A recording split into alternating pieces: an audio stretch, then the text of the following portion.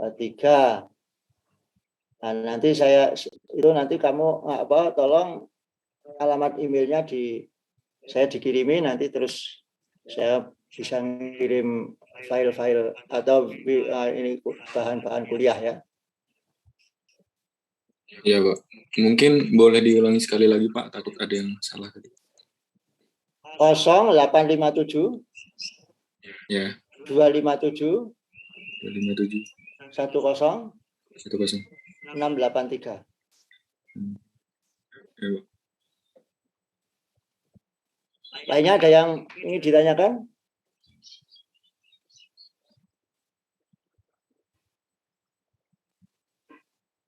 Ini Mas Ari Jalu dari Batan ya, PSTA. Dengar? Iya Pak, yes, saya yang dari PSTA Pak. Mohon maaf ini sedang rapat internal juga di reaktor, jadi saya matikan kamera dan juga mic-nya Pak. Oh ya. Ya nanti karena sudah ada ketua kelasnya nanti lewat itu ya. Ya. Iya siap Pak, siap. Ya. Nah, gimana bisa lanjut? Bisa Pak. Bisa ya, Pak. Ya.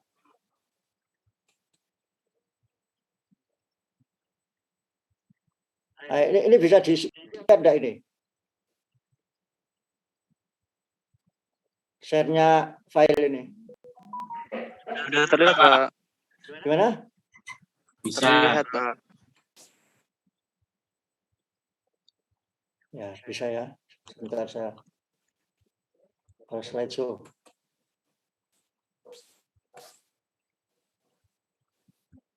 Ya, gitu ya. Nah, ini kita ke pendahuluan ya. Nanti kalau ada pertanyaan bisa langsung aja ya. Nah, ini OKPR itu operasi kinetika pengendalian reaktor. OKPR. Operasi reaktor ini tujuannya adalah membuat reaksi pembelahan inti atom berantai.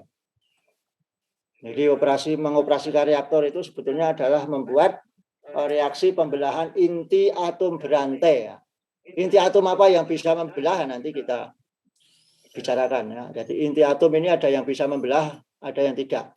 Yang bisa membelah di alam ini hanya 3. Uranium 235, uranium 233 dan plutonium 239. Ini ada yang salah ketiknya. Kinetika reaktor, ini kinetika reaktor itu apa toh? Maksudnya, kinetika reaktor itu adalah perubahan populasi neutron dalam waktu singkat ya. Jadi neutron ini setelah bereaksi ini bisa dalam waktu singkat ya. Mengapa? Ini ada perubahan-perubahan namanya, besok akan sampai di teori. Ada perubahan perlipatan neutron. Jadi neutron di dalam reaktor ini neutron bisa berlipat ganda karena pembelahan itu. Nah, ini terjadi dalam waktu singkat ya. Nah, karena apa? Karena penarikan batang kendali dan sebagainya. Nah, kemudian ada kinetika, ada dinamika reaktor. Ada dinamika reaktor. Dinamika reaktor sama ini, perubahan populasi neutron dalam jangka waktu yang lama. Nah, mengapa reaktor ini kalau dioperasikan lama-lama menjadi panas ya? Nah, karena dia menghasilkan daya panas. Maaf ini diganggu oleh cucu karena dari rumahnya. Nah, jadi dinamika, jadi neutron itu populasinya bisa berubah dalam waktu lama ya, karena panas ini akan mempengaruhi pemuaian di sekitar itu sehingga akan terjadi perubahan, nanti akan merubah sehingga populasi neutron yang bisa menyebabkan reaksi pembelahan itu adalah neutron termal. Jadi karena dengan naiknya temperatur ini maka neutron termal ini populasinya menjadi kurang. Nah, kalau neutronnya kurang, ini neutron termalnya kurang, nanti reaksi pembelahannya berkurang, kemudian daya akan turun. Kemudian waktu yang lama ini kemudian bahan bakar juga menyusut ya, karena ada pembakaran ini. Uranium 235-nya ini berkurang. Nah, ini juga menyebabkan terjadi perubahan populasi neutron. Nah, kemudian itu ya, itu operasi, kemudian kinetika, ada kinetika, dinamika, kemudian pengendalian reaktor. Nah, pengendalian bagaimana maksudnya? Nah, mengendalikan populasi neutron dalam reaktor. Nah, jadi reaktor ini di populasi neutronnya dikendalikan. Nah, karena reaktor. Nah, ini perbedaan reaktor dengan bom. Nah, kalau dengan bom atom itu, bom nuklir itu ya. Nah, maka populasi neutron tidak dikendalikan. Jadi dia setelah reaktor ini jadi reaktor kalau bom ini reaktornya namanya subkritik, kemudian menjadi kritis dalam waktu singkat, kemudian diledakkan itu ya, diledakkan. Nah, diledakkan jadi sehingga timbul gelombang panas yang tinggi, nah, seperti dulu di Nagasaki dan Hiroshima. Nah, ini sehingga akan di situ menimbulkan terjadi di sekitar bom atom itu akan terjadi kevakuman karena ada ledakan kuat sehingga nanti ini akan timbul panas sehingga bisa memporak-pandakan apa yang ada di sekitar itu ya. Jadi bedanya itu kalau reaktor nuklir tidak akan terjadi kecelakaan, tidak akan meledak kecuali ya ini ada juga kamu belum lahir dulu ada namanya Chernobyl ini meledak, tapi itu bukan karena nuklirnya, bukan reaksi nuklir, tapi karena itu adalah grafit panas yang kena air, kemudian reaksi antara air dengan karbon timbul menghasilkan CO dan O2 sehingga itu yang dalam tempat terkungkung kemudian meledak. Kemudian mengoperasikan reaktor nuklir adalah mengendalikan populasi neutron dalam reaktor pada suatu daya tertentu. Jadi reaktornya itu diatur supaya mempunyai daya tertentu sehingga stabil dayanya. Nah, kalau di Yogyakarta ini daya maksimumnya, daya nominalnya hanya 100 kW. Nah, jadi nanti diatur supaya dayanya ya 100 kW itu terus menerus selama operasi. Nah, tidak boleh kurang, tidak boleh terlalu tapi hati 100. Nah, pengendaliannya bisa otomatis, bisa manual ya. Nah, kemudian kalau di Bandung ini 1000 atau 1 megawatt itu ya, atau 1000 megawatt, 1 megawatt itu ya. Jadi 1 juta kilowatt. Di Serpong ini sekarang dioperasikan 15 megawatt, 15 megawatt thermal itu ya. Jadi ada 15.000 kilowatt. Serpong ini adalah salah satu ketiganya ini adalah reaktor riset ya, reaktor penelitian.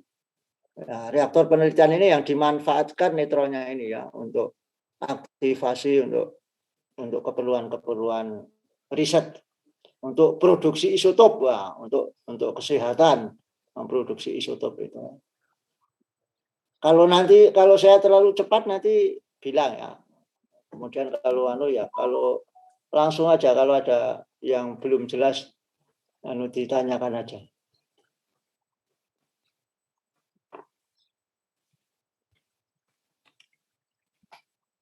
Nah, reaktor nuklir ini reaktor nuklir itu apa? Nah, ini adalah tempat berlangsungnya reaksi inti berantai dan dikendalikan gitu ya. Nah, reaktor nuklir. Nah, ini karena para mahasiswa semua ini maksudnya belajar di sekolah namanya STTN, nantinya akan menjadi politeknik itu ya. Nah, di Sekolah Tinggi Teknologi Nuklir, maka ya harus tahu tentang apa reaktor nuklir dan sebagainya ya, bagaimana mengendalikan, bagaimana manfaatnya, bagaimana bahayanya dan sebagainya nanti kita. Reaktor nuklir dapat diklasifikasi sesuai dengan ini ya, berdasarkan manfaat. Manfaatnya untuk apa? Untuk reaktor riset. Maka ada reaktor riset yang banyak di dunia ini TRIGA. TRIGA ini singkatan dari Training Radioisotope Production General Atomic. Nah, ini gawe buatan Amerika ya. Jadi TRIGA. Nah, sekarang perusahaannya sudah tidak ada, sudah di merger sama apa Westinghouse atau apa. Jadi TRIGA. Jadi hampir semua reaktor riset di dunia ini buatan TRIGA karena semua reaktor TRIGA. Nah, karena apa? Karena ini reaktornya kecil ya. TRIGA ini bisa dari daya 100 kW sampai umumnya sampai 10 MW ya. Jadi 100 kW sampai 200 MW. Nah, contohnya yang reaktor TRIGA ini adalah reaktor Kartini di Yogyakarta dan reaktor atom Bandung ya di Bandung. Di Puslit Bandung ini adalah reaktor riset TRIGA. Nah, ini reaktor Kartini ini dulu adalah dari reaktor Bandung ya. Jadi tahun 60-an kira-kira ya 61 tahun yang lalu itu ya. Ini Indonesia zamannya Bung Karno dulu, kalau kamu belajar sejarah, proklamator ini mendirikan reaktor Risama, reaktor atom Bandung. Nah, ini reaktor atom Bandung ini diresmikan oleh Bung Karno dengan daya 250 kW. Nah, dulu bikin 250 kW. 250 kW saja sudah merasa puas ya waktu itu, karena memang waktu itu juga belum banyak yang mempunyai reaktor atom di dunia ini. Mungkin di Vietnam juga belum ada, Malaysia belum punya, Indonesia sudah punya. Maka dulu Bung Karno bangga sekali ya, berkoar-koar malah mengatakan bisa bikin bom atom itu ya. Tapi karena ya diketawakan aja oleh orang-orang ahli, karena cuma reaktor kecil kok bisa bikin bom atom, gimana naranya. Nah, kemudian tahun 70 ini anak muda sekarang ini kadang-kadang tidak kurang membaca sejarah ya, maka ini perlu disejarahi juga. Tahun 70 reaktor Bandung ini di-upgrade dari 200 ya, karena keperluan riset, maka dari 250 menjadi 1000 kW. Nah, karena reaktornya ini menjadi 10 atau 4 kali, maka tipenya beda.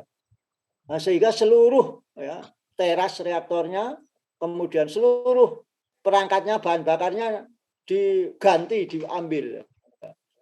Nah, kemudian dulu waktu itu tahun 70-an, sebagai dulu masih ada namanya Direktur Badan Tenaga Atom Indonesia ini, dulu nama direktur, bukan kepala. Kepala ini kan setelah Orde Baru, Orde Reformasi. Dulu Direktur Atom atau Direktur Badan Tenaga Nuklir, dulu Badan Tenaga Atom, bukan Badan Tenaga Nuklir. Ini dulu namanya Pak Profesor Baikuni. Nah, ini terus memboyong reaktor Bandung yang beroperasi kira-kira mungkin baru 5 tahun, karena 65 diresmikan oleh Bung Karno, kemudian tahun 70 diganti, kemudian masih baru 5 tahun, nah, kemudian dipindah ke Jogja. Nah, dipindah ke Jogja, kemudian dibangun sejak tahun 70, kemudian sampai 79. Jadi butuh waktu yang lama juga ya. 70 sampai 79 ini reaktor, kemudian reaktor atom Bandung juga beroperasi 1000 kW, kemudian selesai juga reaktor Jogja yang pada tanggal 1 Maret diresmikan oleh Pak Harto dengan nama reaktor Kartini, karena pada waktu itu ada 2 nama yang diberikan, yaitu reaktor Kartini atau Einstein, karena waktu itu bersamaan ulang ke 100 tahun Ibu Kartini dan 100 tahun Einstein itu ya. Nah, kemudian Pak Harto memilih reaktornya diberi reaktor Kartini sehingga sampai sekarang reaktor di Jogja itu adalah reaktor Kartini. Juga dulu diunggul-unggulkan bahwa itu adalah seolah-olah buatan putra-putra Indonesia itu ya, tapi bukan karena kalau instrumentasinya waktu itu memang sebagian dibikin oleh orang-orang para ahli dari Indonesia, dari Batan itu ya. Tapi yang pokok-pokok itu tetap dari Amerika. Nah, itu tahun 79 mulai beroperasi sampai sekarang. Jadi reaktor yang tertua itu adalah reaktor Kartini. Reaktor Kartini ini sudah usianya mungkin sudah itu kalau dari segi ini 61 tahun itu terasnya. Nah, kemudian reaktor Kartini ini dari kemudian tahun 65 ya, tahun 65 ini dulu juga sudah dicanangkan sudah akan membangun reaktor, tapi bukan buatan Amerika, buatan Rusia. Buatan Rusia. Tahun 65 ini sudah tinggal operasi ya, sudah jadi reaktornya, tinggal kirim bahan bakar. Kemudian kalau kamu dalam sejarah tahun 65 ada G30 SPKI yang September ini akan berusia 56 tahun yang lalu, maka Rusia menyetop bahan bakarnya tidak dikirim sehingga reaktornya mangkrak. Mangkrak kemudian pembangunan reaktor di Serpong tahun 65 ini kemudian gagal. Nah, kemudian barang-barangnya sebagian ya diangkut ke Jogja ya. Yang sekarang tapi sekarang sudah sekarang tangki reaktor ya. Tangki reaktor Kartini ini adalah dulu calon tangki reaktor yang akan di Serpong tahun 65 itu. Nah, dulu waktu saya masih kerja itu ada di situ ada namanya blower atau itu di gedung blower sebelah utara reaktor ini. Nah, itu barang-barangnya motor-motornya itu dari Rusia, tapi sekarang sudah diganti semua karena powernya terlalu boros. Nah, itu sejarah reaktor, ya, reaktor riset. Nah, kemudian tahun 87, ini Indonesia bangun ya, tahun 80-an ya, 84 sampai 87 bangun MTR, material tes reaktor. Nah, ini beda bahan bakarnya berbeda, kemudian dayanya juga berbeda ya. Yang dibangun di Serpong ini dulu sangat terlalu ambisius gitu ya. Wah, bikin reaktor riset 30 megawatt. Wah. Yang ngopeni 1000 kilowatt saja, 1 megawatt saja sudah megap-megap bikin yang 30 megawatt zamannya Pak Harto. Nah, tahun 87 diresmikan dengan daya nominal 30 megawatt. Kemudian berjalannya waktu karena juga ekonomi sulit dan bahan bakar mahal, maka sekarang hanya dioperasikan separuh dayanya yaitu 15 megawatt. Tujuannya apa? Membangun MTR ini ya, membangun reaktor riset ini karena reaktor riset ini bisa pola pemuatan bahan bakarnya ini mirip PLTN. Jadi sebelum ke PLTN ini belajar dulu bagaimana cara memuat bahan bakar MTR ini supaya nanti kalau punya PLTN ini bisa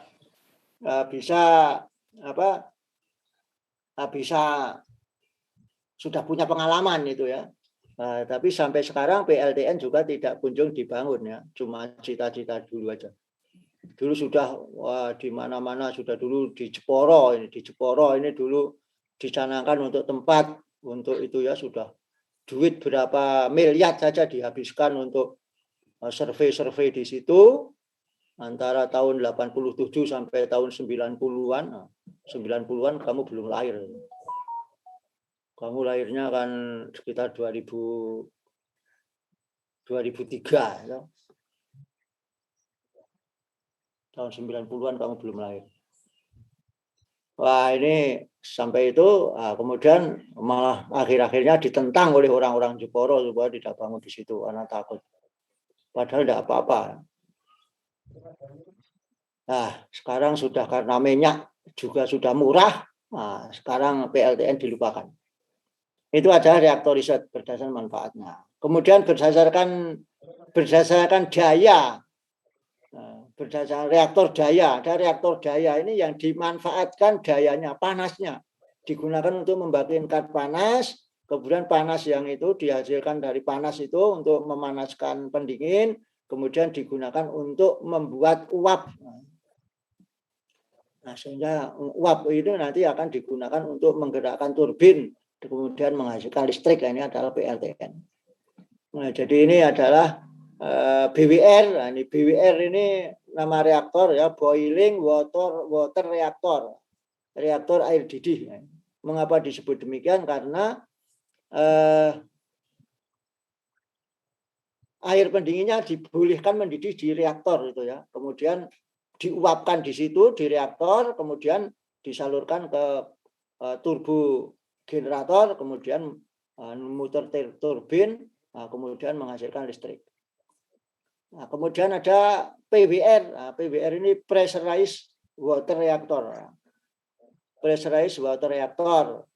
Nah, ini air pendinginnya diberi tekanan yang tinggi sehingga tidak menguap di situ ya. Cuma air pendinginnya jadi panas ya. Panas tapi tidak mendidih.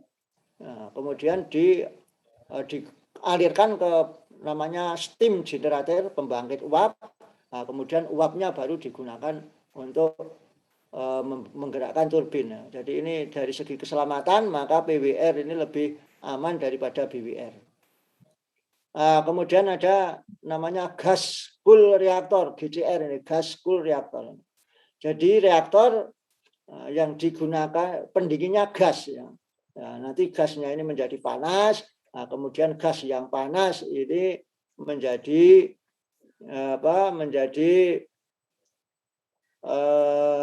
bahan untuk membangkitkan uap. Nah, kemudian ada HWR. HWR ini heavy water reactor. Heavy water ini adalah air berat ya. Air berat ini D2O. Kalau air ringan H2O, ini D2O. Reaktor ini reaktor yang moderator dan pendinginnya ini pakai air berat. Nah, kemudian bahan bakarnya ini uranium alam. Nah, uranium alam ini UO3 ya. Nah, kemudian kalau yang BWR, PWR ini uraniumnya diperkaya ya. Diperkaya ini kadar U235-nya ditinggikan. Kemudian ada yang namanya LMFBR ini light metal fast breeder reactor atau reaktor biak cepat. Ini reaktor yang didinginkan dengan metal cair ya. Jadi metal dicairkan biasanya pakai natrium yang titik leburnya rendah. Natrium cair ini nanti digunakan untuk mendinginkan reaktor, kemudian nanti digunakan untuk membangkitkan uap. Nah, itu adalah reaktor. Kalau ada pertanyaan langsung aja ya. Kemudian berdasarkan jenis pendingin. Nah, reaktor ini didinginkan dengan berbagai macam. Ada yang dengan air ringan. Air ringan maka PWR, BWR, PHWR ini air ringan. Kalau yang HWR ini adalah dengan pendingin dan moderatornya ini air berat. Kalau ini PWR ini pendinginnya air ringan, kemudian moderatornya tetap menggunakan air berat. Karena bahan bakarnya tetap pakai uranium alam. Ini berpendingin air berat. Nah, ini HWR Kandu. Kandu ini karena Kanadian deuterium uranium ya. Jadi ini buatan Kanada. Kemudian berpendingin gas. Nah, ini ya namanya gas cool reaktor atau sekarang ini namanya pebble bed. Pebble bed reaktor itu ya. Nah, ini PBMR. Pebble bed modular reaktor ya, ini secara modular, jadi reaktornya kecil-kecil ini.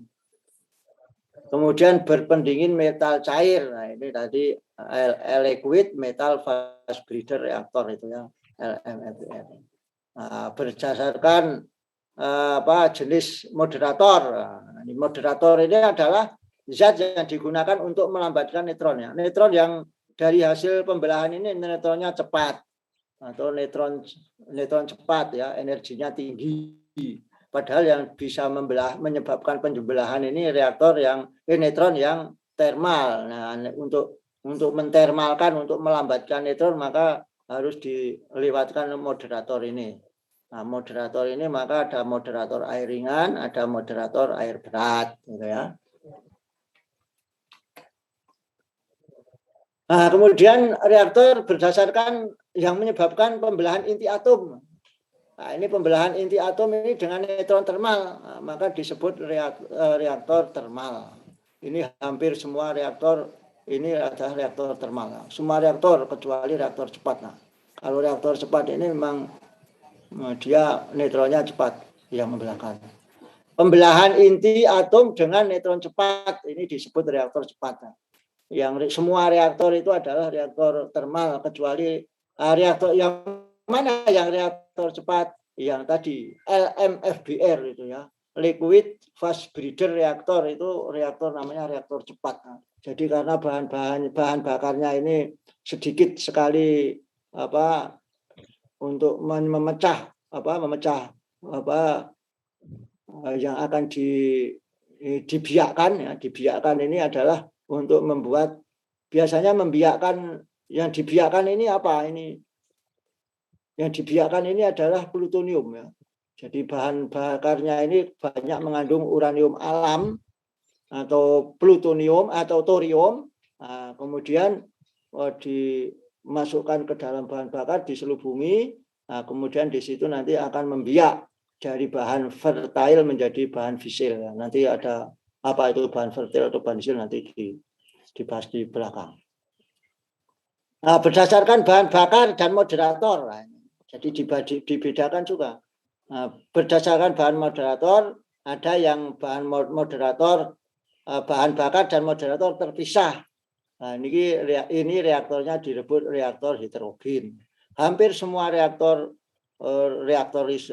ini reaktor heterogen, kecuali reaktor triga ya. Triga ini bahan bakarnya menyatu ya. Nah, bahan bakarnya dengan moderator jadi satu. Nah, makanya namanya reaktor homogen. Bahan bakar dan moderator menjadi satu disebut reaktor homogen. Contohnya triga. Nah, reaktor triga karena bahan bakarnya dari UZRH ya. Hidrogennya ini yang menjadi moderator. Kemudian reaksi pembelahan inti adalah reaksi neutron dengan inti atom. Nah, inti atom yang dapat membelah, nah, ini adalah U235, U233, dan PU239. U235 ini sudah ada di alam. Nah, ini walaupun cuma sekarang tinggal 7%. Ya. Jadi ini sama ya. Jadi sekarang di alam ini tinggal 7% karena untuk maka harus diperkaya ya supaya ini menjadi besar, maka uranium U238 ini dikurangi sehingga nanti menjadi U23-nya nambah. Kemudian U233 ini dibuat dari thorium. Thorium 232 kena neutron, kemudian nanti menjadi proaktinium, kemudian akan meluruh menjadi uranium 233. Nah, ini adalah bahan-bahan yang bisa membelah. Kemudian PU239. PU239 ini adalah berasal dari uranium 238 yang bereaksi dengan neutron, kemudian akan menjadi neptunium, kemudian meluruh menjadi PU239. Nah, jadi ini yang satu ini secara alam ada, kemudian yang dua ini dibuat. Nah, inti atom yang dapat membelah disebut bahan fisil. Fisil ini maksudnya dapat belah. Nah, inti atom yang dijadikan inti atom dapat belah disebut bahan fertile. Contohnya U238 reaksi dengan neutron menjadi PU239. thorium 232 reaksi dengan neutron menjadi uranium 233. Ya. Ada pertanyaan sampai di sini?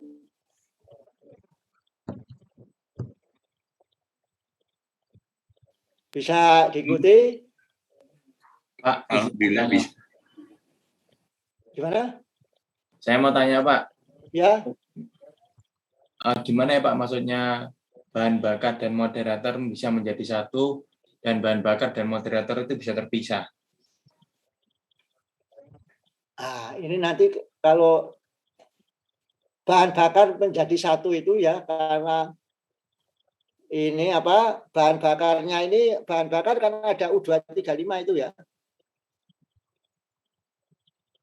Ya Pak. Ya, yang bahan bakarnya ini U235. Nah, kemudian ini dicampurkan. Jadi misalnya reaktor Triga, ya. Triga itu bahan bakarnya ini adalah U235. Ini uraniumnya itu sudah dicampur dengan hidrogen, ya. UZR. Jadi ini dicampur U235 uranium dengan zirconium dengan hidrogen dicampur jadi satu kesatuan ya. Jadi satu biasanya namanya pelet ya. Pelet ini bukan butiran ya, semacam ya. Mungkin saya digambarkan ya. Nah, sebelum nanti ya. Ini saya bisa saya gambarkan ya. Saya gambarkan nanti saya coba saya tambahkan, saya gambarkan.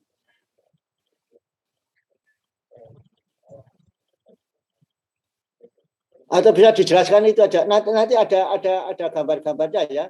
Nanti bagaimana nanti kalau sudah sampai bahan bakar. Nanti yang ini U235 sama bahan-bahan yang akan menjadi moderator ini dicampur jadi satu. Nah, ini namanya homogen ya. Kemudian kalau yang PLTN, PLTN ini atom-atom yang mengandung uranium 235 ini terpisah ya.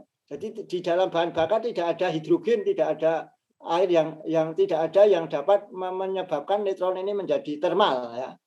Jadi satu bahan bakar ini ya sudah itu cuma sehingga terpisah. Jadi neutron yang lahir dari hasil pembelahan itu tidak akan mengalami moderasi di dalam bahan bakar itu ya. Itu bedanya homogen dengan heterogen ya. Bisa ditangkap? Bisa Pak. Ya.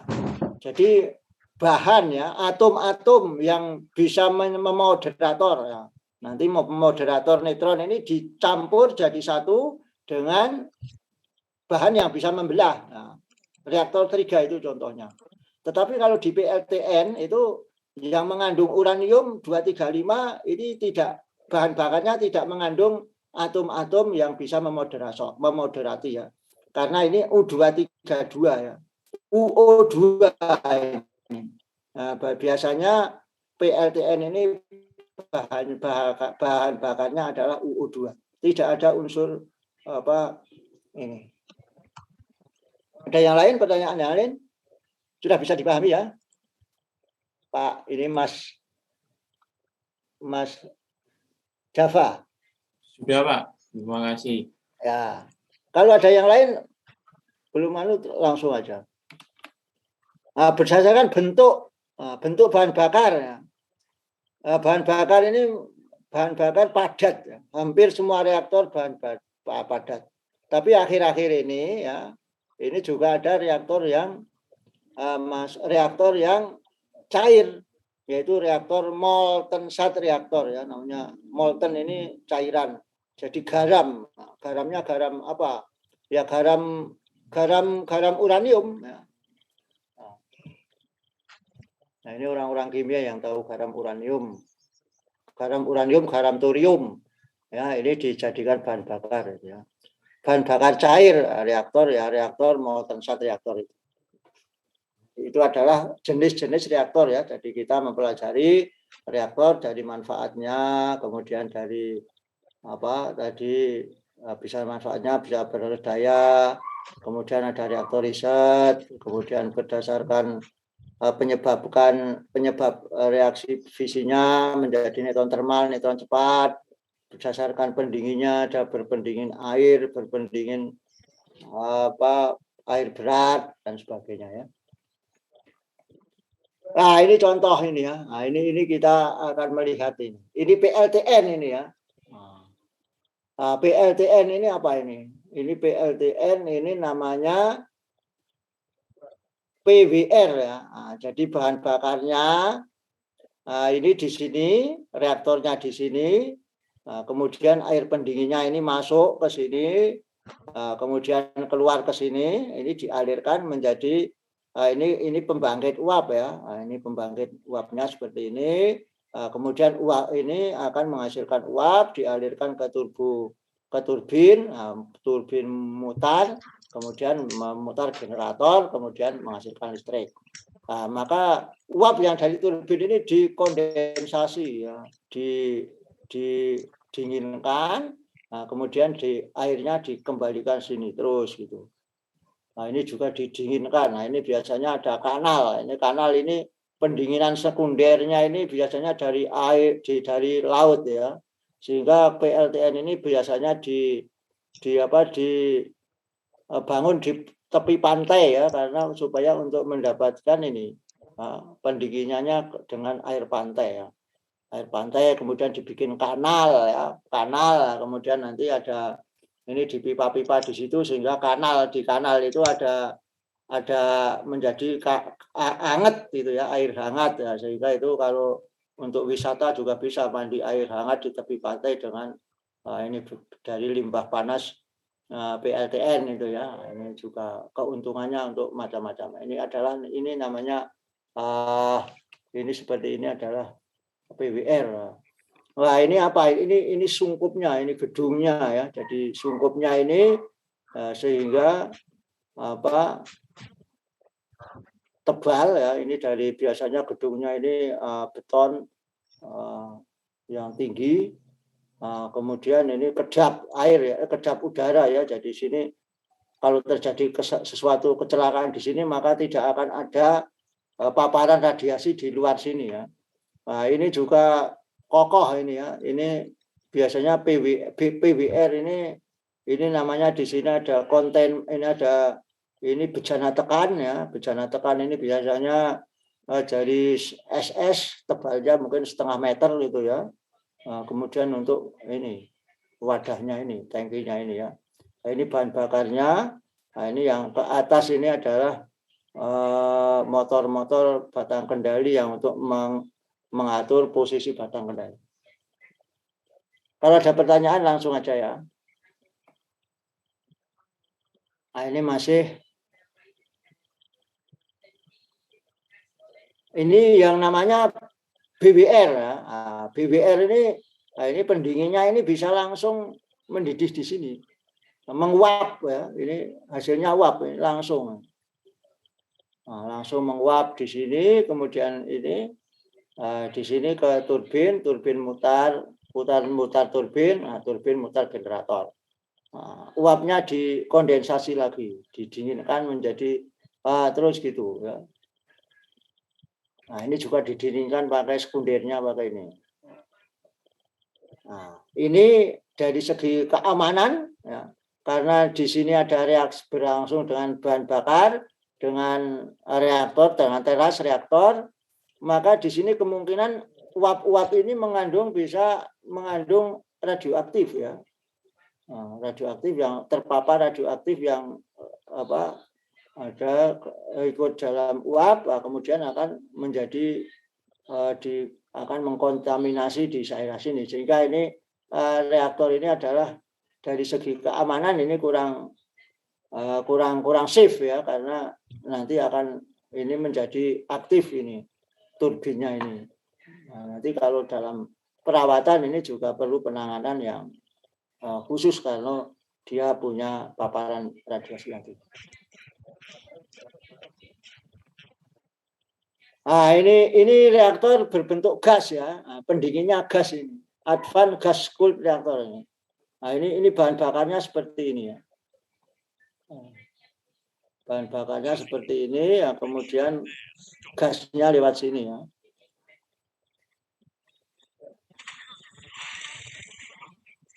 Nah, ini gas. Nah, kemudian ini membentuk panas. Nah, ini memindahkan panas. Nah, kemudian ini ke sini ke turbin generator ya. Ini uapnya di sini. Pembangkit uapnya ada di dalam. Halo, Kagum. Halo, Kagum. Halo. Sana ini baru. Halo, iya tidak boleh kok.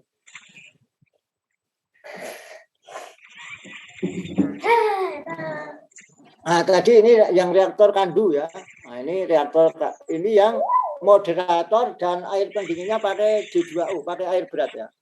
Ini reaktor air berat. Nah, ini reaktor ini harus setiap hari ganti bahan bakar ya. Jadi ini memasukkan bahan bakarnya pakai mesin ya. Jadi ada mesinnya yang bisa memasukkan dan memuat dan mengambil bahan bakar setiap hari, karena ini uranium itu 235-nya cuma 0,7%, sehingga satu hari habis ya, kemudian ini setiap hari diganti bahan bakarnya ya. Tapi sudah diatur. Nah, ini juga pakai ini tidak langsung, ini ada pembangkit uap ya. Nah, air pendinginnya ke sini, kemudian menghasilkan air panas, kemudian di sini air dingin, nah, kemudian di sini ada uap, baru ke turbin ya, turbin untuk menghasilkan listrik. Nah, ini PHWR ya. Ini PHWR ini sudah agak modern ya. Ini jadi kalau tadi HWR ini moderator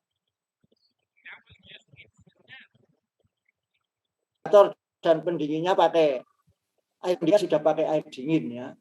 Nah, di sini ini ada dua, ini mesin ya, ini mesin di sini kanan kiri ini adalah mesin untuk mengambil dan memasukkan bahan bakar gitu ya. Maka reaktornya ini tidak tegak berdiri tapi tidur gitu ya. Jadi terasnya tidur ya. Nah, jadi ini pesawat penukar panasnya. Nah, ini steam generator ya. Pesawat toh. Generator ya, terus ini nanti dia berikan listrik gitu. Nah, ini adalah PHWR. Ini berlapis-lapis ya, ini untuk keamanan ya. Nah, ini namanya ada sungkup. Nah, kemudian ini luarnya ini ada dinding reaktor ya. Biasanya di sini ini juga ini dibikin hampa gitu ya. Sehingga radiasi tidak bisa, kalau ada apa-apa di sini maka tidak akan sampai di luar. Sehingga sebetulnya reaktor nuklir ini adalah keamanannya sangat tinggi ya, karena di luar diatur sedemikian rupa sehingga jangan sampai ada, walaupun terjadi kecelakaan di sini maka radioaktif tidak boleh sampai keluar gedung reaktor. Nah, ini yang model pebble bed itu seperti ini ya. Ini yang dikembangkan oleh orang-orang Afrika Selatan itu ya. Jadi bahan bakarnya seperti bola-bola dari uranium. Nah, kemudian ini nanti dialiri. Kemudian ini dialirkan gas ya. Nah, gas-gas ini nanti akan mendinginkan ini bahan bakar yang bola-bola ini. Nah, kemudian dia akan dibawa untuk memanasi ini air dingin. Ini akan menghasilkan uap, kemudian ke generator, ke turbin ya. Ini seperti ini. Nah, ini yang ke bawah ini adalah setelah habis ya, ini bahan bakar, kemudian setelah U235-nya habis maka dia akan dibuang ke sini. Nah, ini di dalam, ini moduler ya, jadi bisa lepas-lepasan ini satu. Ini karena reaktornya kecil ya, tidak segede PWR ya. Nah, PWR ini diameternya aja reaktornya bisa 3 meter, tingginya bisa 5 meter itu ya. Nah, ini tipe reaktor yang namanya liquid metal Volt ya, fast breeder reaktor LMFBR. Nah, ini bahan bakarnya di sini. Nah, ini biasanya di sini di belakangnya ini ada namanya blanket atau selimut yang dari bahan fertile tadi di lingkaran diselimutkan ke bahan bakar. Nah, kemudian ini metal cairnya ke sana ya. Nah, kemudian ini nanti akan menghasilkan ini pembangkit uap ya. Ini ada ini pembangkit uap.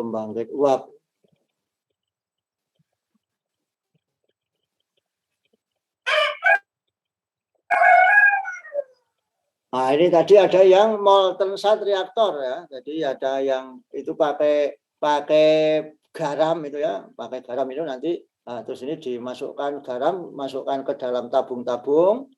Nah, kemudian nanti ini celah-celahnya ini pendingin. Nah, kemudian ini steam generatornya di sini ya. Nah, ini untuk steam generatornya bisa bertingkat, kemudian menghasilkan uap, kemudian ini untuk memutar turbin, ya.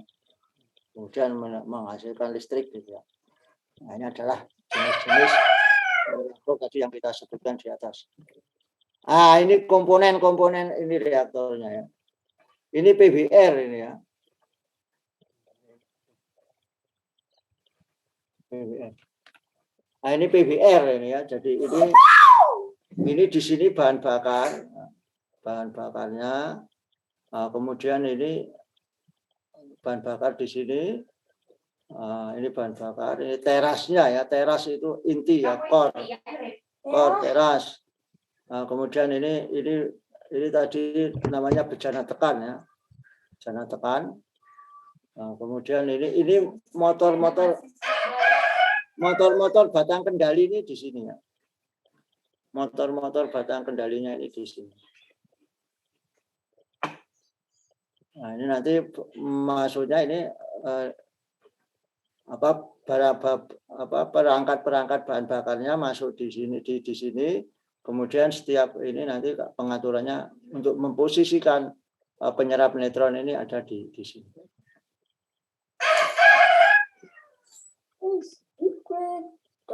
Ada yang akan ditanyakan? Jangan berisik dong. Ada pertanyaan? Nggak ada lah. Sebenarnya nggak ada pertanyaan. Belum, Pak. Ya?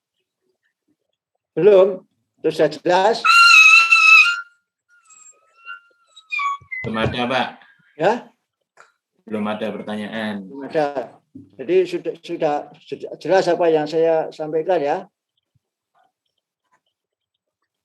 Iya, Pak. Bertanya, Pak.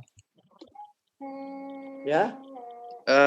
Untuk reaktor PWR itu radiasinya sampai ke ruang turbin apa sampai ke kondensornya ya, Pak?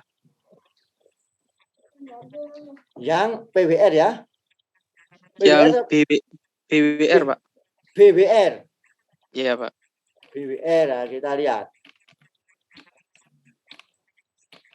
Karena BWR. BWR ini ya.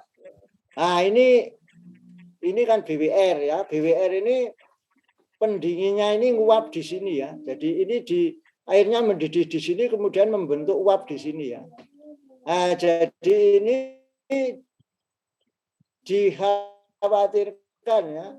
Karena akan di sini jelas akan ada produk-produk fisi yang bisa larut dalam air ya. Nah, maka di sini ini walaupun pada dasarnya produk fisi ini akan tertahan di situ ya di dalam bahan bakar sendiri ya. Nah, tapi dikhawatirkan di sini ini akan ada pencemaran ya, akan ada pengotor radioaktif yang bisa sampai di turbin ini. Nah, sehingga kan ini tidak dari segi keamanannya ini walaupun kecil ya, tapi kemungkinan ada nanti radioaktif ini sampai di sini. sampai di turbin. Ini yang PWR, yang BWR ini. Nah, berbeda dengan yang PWR. PWR ini terpisah ya. Jadi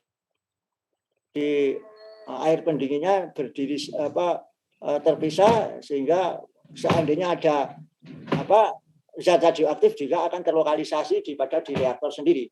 Nah, kalau BWR ini kalau ada radioaktif zat radioaktifnya bisa sampai ke turbin. Ya. Jelas itu? Nobody cares. Apakah ada kemungkinan sampai ke kondenser ya, Pak? Sampai sini. Iya, Pak. Sampai kondenser. Kemungkinan karena dia setelah turun ya kemungkinan sampai kondensor ya. Ini kondensor ini. Nah, ini kan kalau uap ada radioaktifnya itu. Nah, kemudian setelah mendingin kan juga dia terbawa ke sini. Walaupun dimasukkan lagi ke sini ya. Tapi masih ke sini. Nah, cuma nanti kalau ini butuh perawatan turbin, maka ini hanya harus kita hati-hati ya. Nah, perawatan turbin kan harus disurvei dulu dengan survei meter ya. Berapa paparannya, apakah boleh dipegang atau tidak, itu kan nanti akan ada namanya petugas proteksi radiasi ya. Jadi ini yang mengawasi nanti dalam orang yang bekerja di sini kan harus tidak boleh kena paparan radiasi melebihi batas yang diizinkan ya. Jadi kalau sekarang kan ada aturan ya pekerja radiasi ini setahun. Kalau dulu ini 1 tahun ini maksimum bisa berrem itu ya. Maksudnya kan satuan radiasi setiap tahun itu ya. Kalau sekarang karena berubah-ubah aturannya. Nah, nanti kita lihat nanti kalau kamu sudah ada pelajaran tentang ini proteksi radiasi ya nanti tahu berapa pekerja radiasi ini dibolehkan kena radiasi. Misalnya bekerja di iradiator itu ya kan nanti kan banyak yang lulusannya dari STTN ini kerja di iradiator itu ya. Nah, dia kan iradiator gamma biasanya. Nah, gamma kan juga nanti kalau itu kan juga biasanya dibekali namanya film bed itu ya untuk mengukur dia kena paparan berapa itu nanti kan dia setiap tahun setiap 3 bulan malahan ini diperiksa ya berapa kena paparan atau melebihi batas atau enggak. Nah, kalau melebihi batas dia harus istirahat, tidak boleh kerja terus di situ. Nah, ini ada aturannya dalam bekerja di daerah radiasi. Tapi walaupun ada, tapi biasanya ini cuma kecil ya karena tapi karena operasinya bertahun-tahun, nah ini bisa akumulasinya juga menjadi beberapa milisievert atau beberapa milisievert ya. Nah ini nanti tinggal dalam maintenance turbin, nah ini nanti akan diawasi ya pekerja. Kalau misalnya pekerja 1 hari tidak boleh 2,5 sievert itu ya. Nah, nanti dia harus memegang turbin ini berapa jam itu ya. Nah, ini diatur. Biasanya begitu. Jelas? Sudah, Pak. Terima kasih, Pak. Ya, yang lain ada pertanyaan?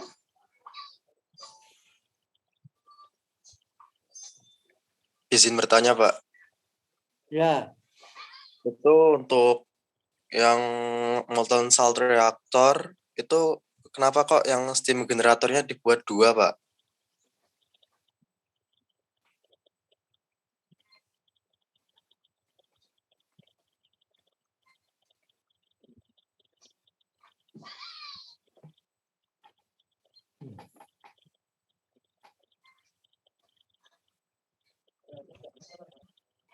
Ini ya.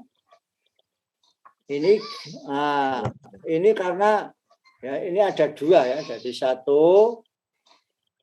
ini mengambil panas dari ini ya, dari molten saltnya itu. Nah, kemudian di sini, nah ini sudah panas ya. Nah, kemudian di sini masih menghasilkan, nah ini untuk kedua kalinya ya. Jadi ini karena terlalu apa ya? Untuk efisiensi ya. Jadi ini panas ya. Nah, kemudian di sini ya, ini ke turbin ya. Turbin. Nah, turbin aja ada dua ini ya. Nah, ini kondenser. Nah, ini masih ada yang di reheater, ada dipanaskan lagi ini dari sini. Nah, ini memang sistemnya seperti ini ya. Jadi ini menghasilkan suhunya relatif tinggi ya. Jadi ini begitu. Jelas?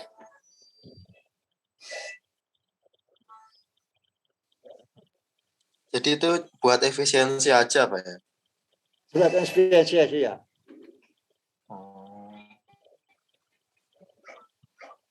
Jelas, Pak. Untuk menambah efisiensi karena ini turbinnya dua. Jadi yang satu ini yang untuk superheater, kemudian ini yang biasa itu ya.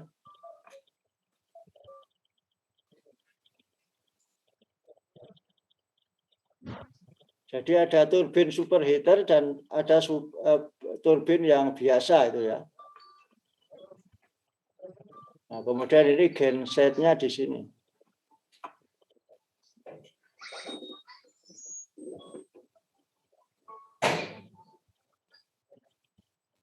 Itu.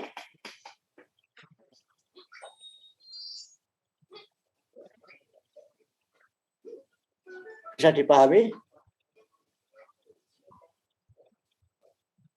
Bisa, Pak. Ya. Silakan yang lain.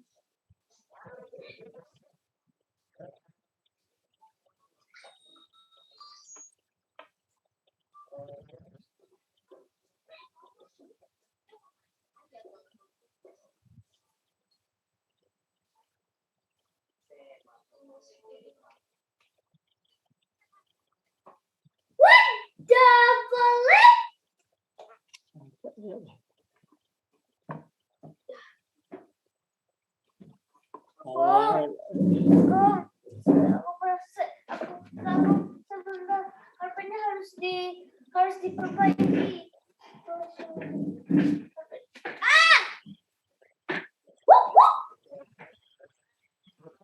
Don't want that version.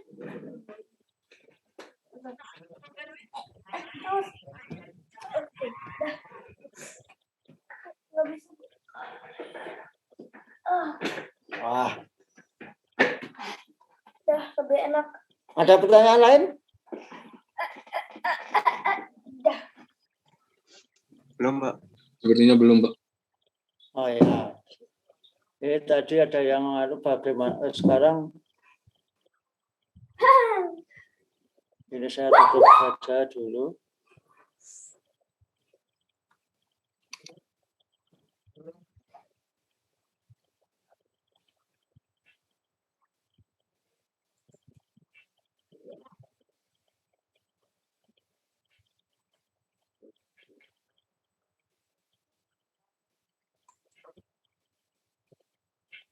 Terus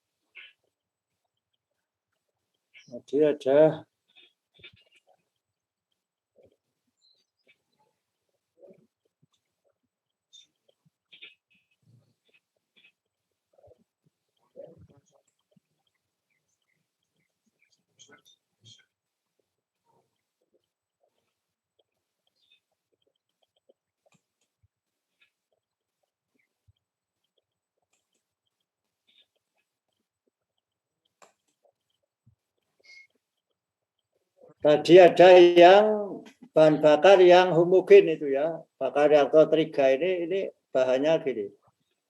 Jadi U Z ya, RH. Nah, ini namanya ini uranium ya. U-nya ini uranium ya.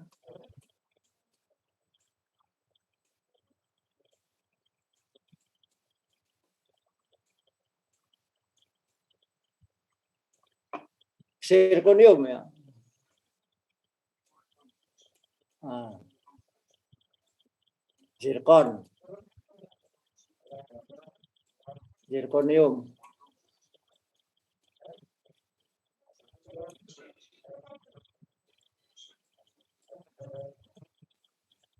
Hidrida. Hanya itu hidrida. Hidrid ini hidrogen ya.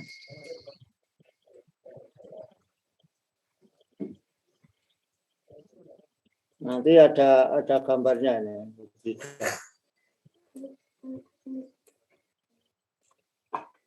Nah, ini karena menjadi satu kesatuan ya. Jadi nanti neutron yang dari ini ya, dari pembelahan dari uranium ini langsung kena hidrogen. Maka dia akan menjadi neutron termal.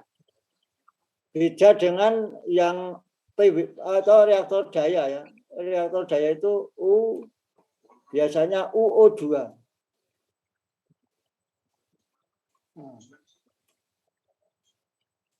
Nah, ini tidak ada hidrogennya ya. Di sini tidak ada maksudnya tanpa atom ya. Tidak ada atom ya. Tak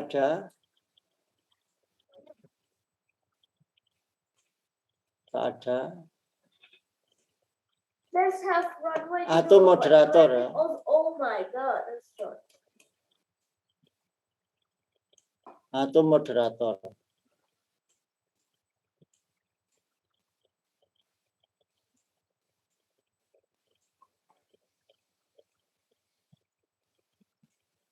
Nah, tidak ada moderator. Nah, ini menjadi moderator.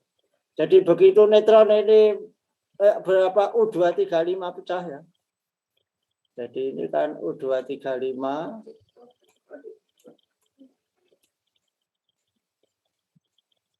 plus neutron itu ya. Neutron ini akan nanti menjadi U236 dulu.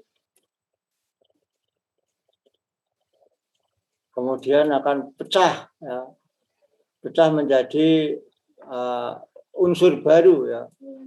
X1 plus X2 ya. Ini produk hasil fisi ya, hasil belah. Produk hasil belah. Nanti akan lahir 2 sampai 3 neutron itu ya. Ini A ya. Lahir 2 sampai 3 neutron. 2 sampai 3 neutron. Plus energi ya. Plus E. Nah, ini namanya produk hasil belah. Hasil fisi. Hasil fisi S. Hasil fisi. Ini neutron cepat ini ya.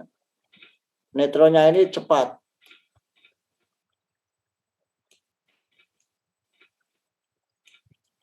Nah, ini energi.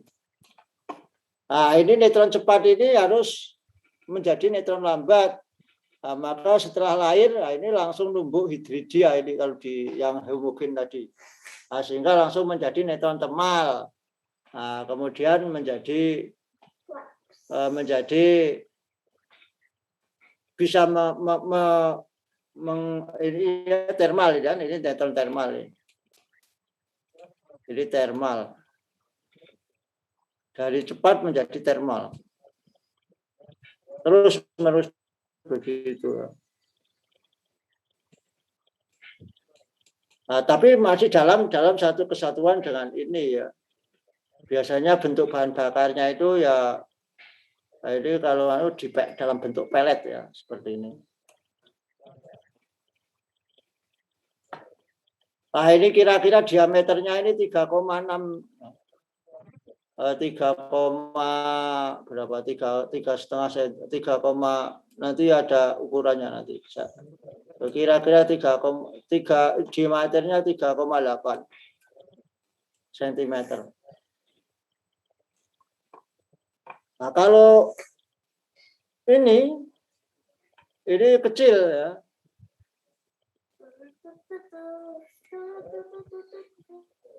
Nah, ini kecil.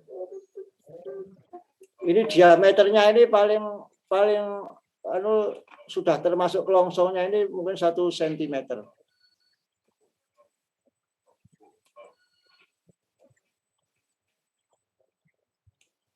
Nah, maka ini tidak ada anunya.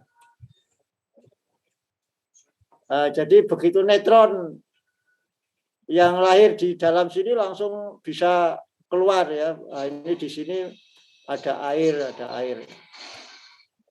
Ini adalah moderatornya.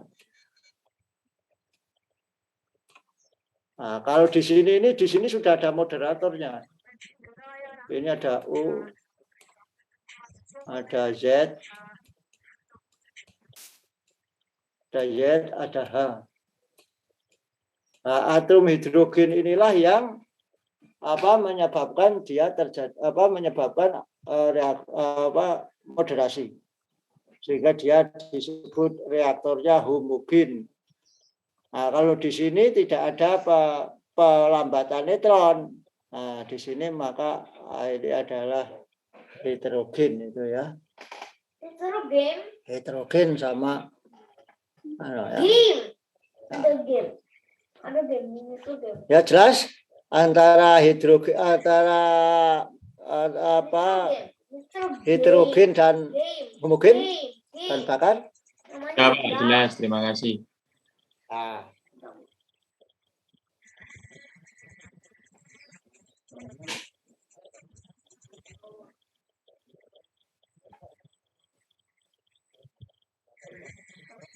Ada pertanyaan lain? Mama.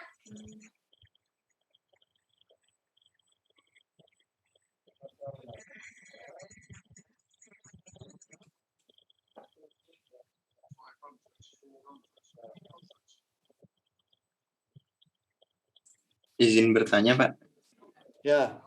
Kalau di operator reaktor itu juga memperhatikan perubahan reaksi ini nggak Pak? Kayak misalnya itu kan hasil fisinya kan bisa bermacam-macam Pak. Terus Ya. juga efek istilahnya buangan samping kayak ada peracunan xenon segala macam itu kan dari hasil visi itu Pak. Nah itu ada apa aja tuh Pak kalau misalnya sebagai operator reaktor yang harus diperhatikan selama mengoperasikan reaktor gitu Pak?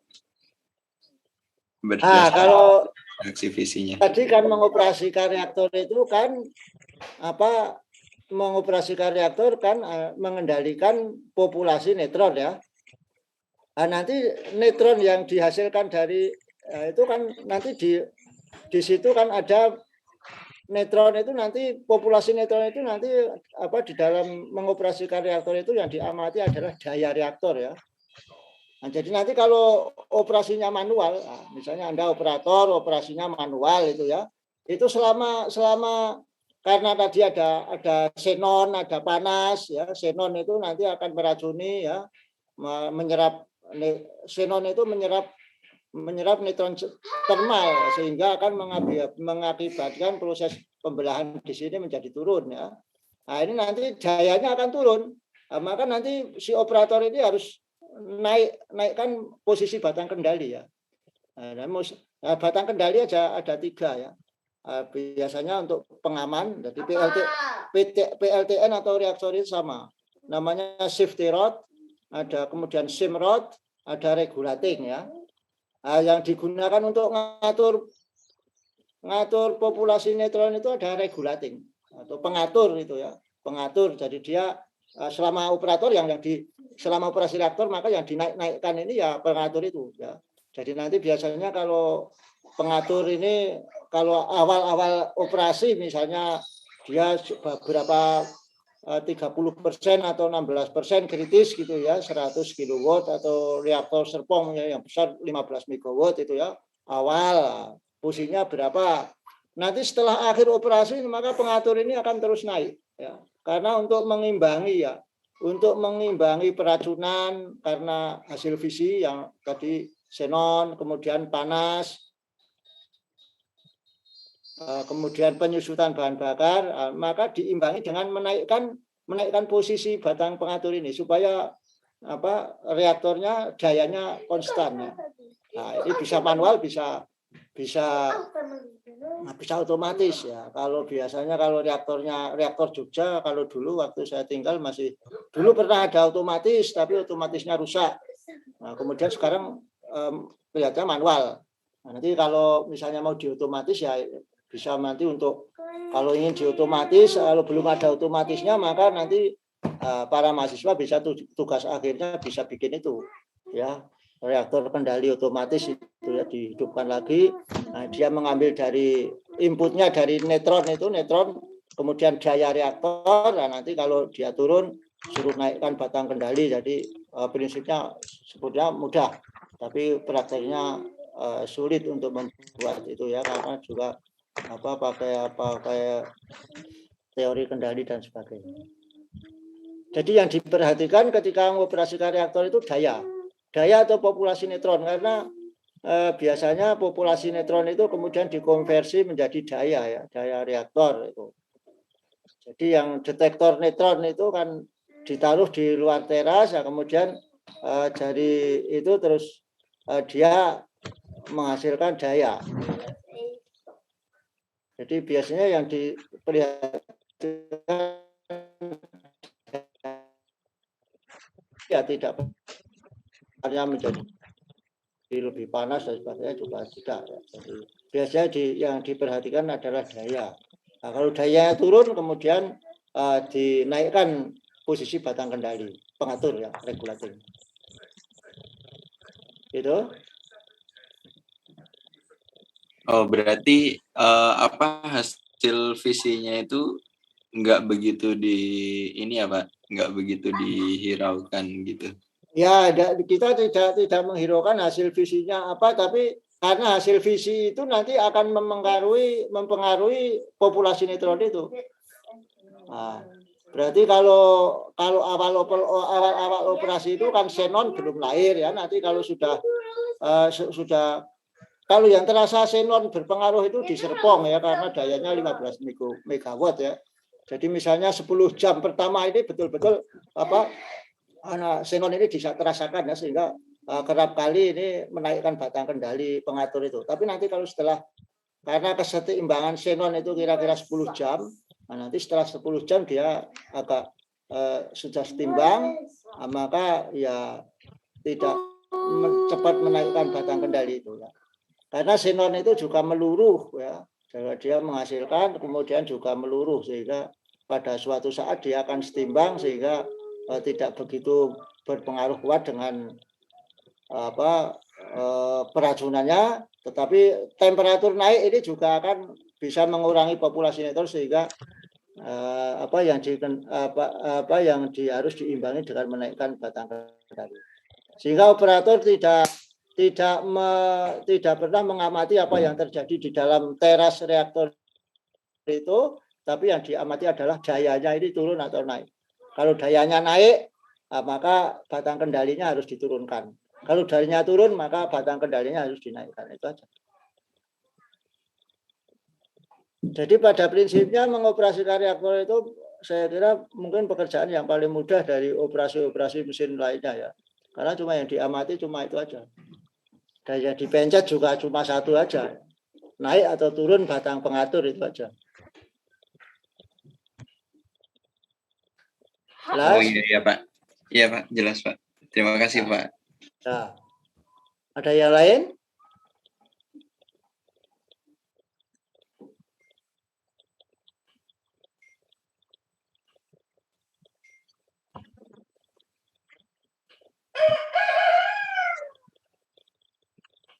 Terus ini akan mulainya tetap 9.20 atau 9.30?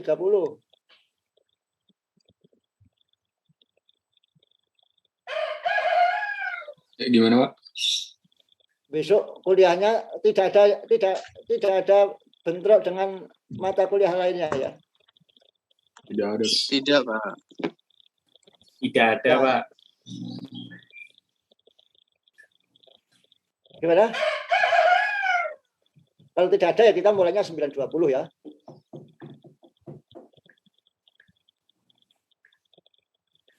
Iya, Pak. Ya, 9.20.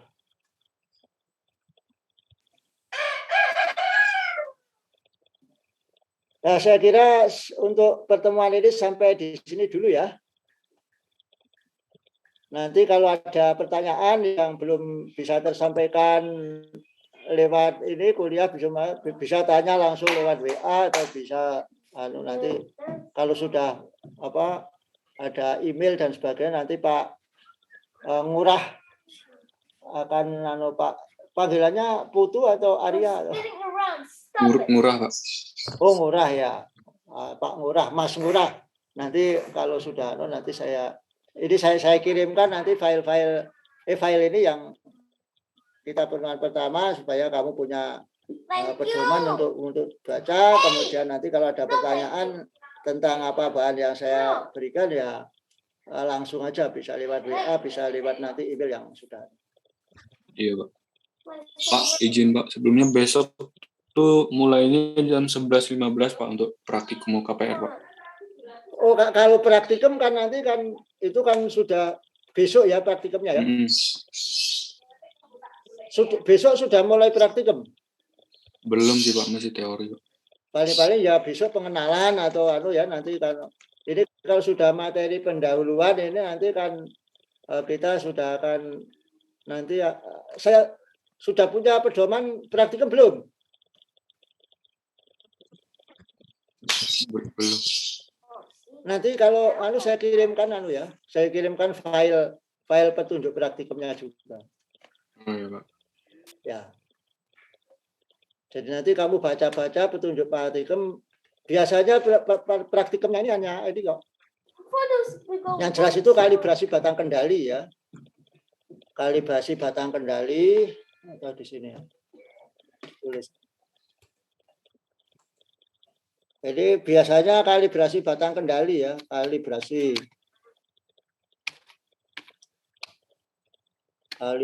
batang kendali. Ini praktikumnya.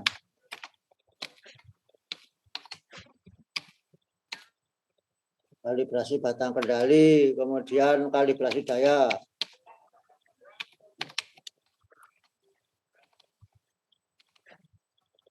Sebenarnya kalau bisa, tapi kekritisan ini harus datang ya, kalibrasi daya. Kemudian pengukuran ya, pengukuran negatif, pengukuran pengukuran koefisien ya,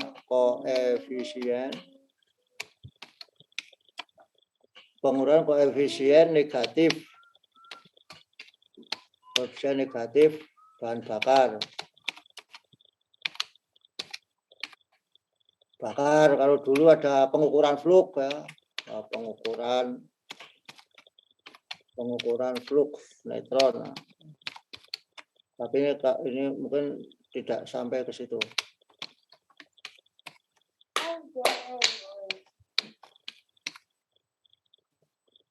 Kalau ini saya dulu. Kalau ada bisa tatap muka ini ada namanya kekritisan. Nanti kekritisan ini kita bahas terakhir. Ini cara pemuatan bahan bakar ini dengan percobaan kekritisan ya. Nah, ini kekritisan, kalibrasi batang kendali, kalibrasi daya, pengukuran koefisien suhu, kemudian ada 1, 2, 3, 4, terus ini biasanya ya mungkin sekitar 4 ini mungkin nantinya kalau ya yang mungkin akan bisa adalah ini tiga ini ya, mungkin kalibrasi batang kendali, kalibrasi daya, kemudian pengukuran, kemudian biasa ini kekritisan, kemudian ini praktek operasi. Ini praktek operasi. Ini tidak tatap muka ya, tidak ada praktek operasi. Ini tatap muka. Aku Nah, praktek operasi ini biasanya ini mahasiswa diajak oleh operator atau oleh asisten praktikum. Nah, ini untuk mengisi logbook ya, untuk mencatat sebelum operasi ya. Sebelum operasi ini namanya harus reaktor ini sebelum operasi harus isi logbook gitu ya. Logbook, nanti logbooknya ini logbook operasi namanya. Ini dicatat semua parameter reaktor, ini dicatat awalnya seperti apa, terus kemudian nanti ada checklist ya. Checklist ini semua peralatannya ini bekerja normal, baik, seperti pesawat itu loh. Kalau akan terbang di checklist semua, di checklist.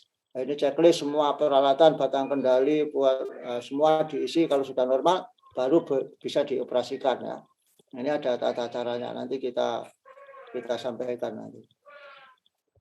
Nah, mungkin besok baru perkenalan atau gimana saya kurang tahu karena yang mengenangan ya terpisah. Itu ya.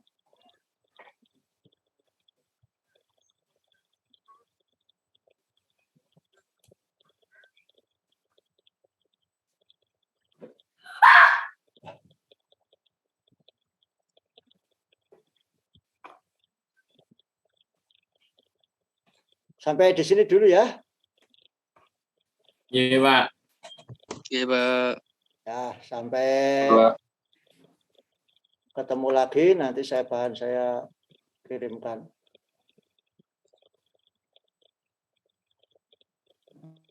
Selamat siang. Assalamualaikum. Ya, terima kasih, Pak.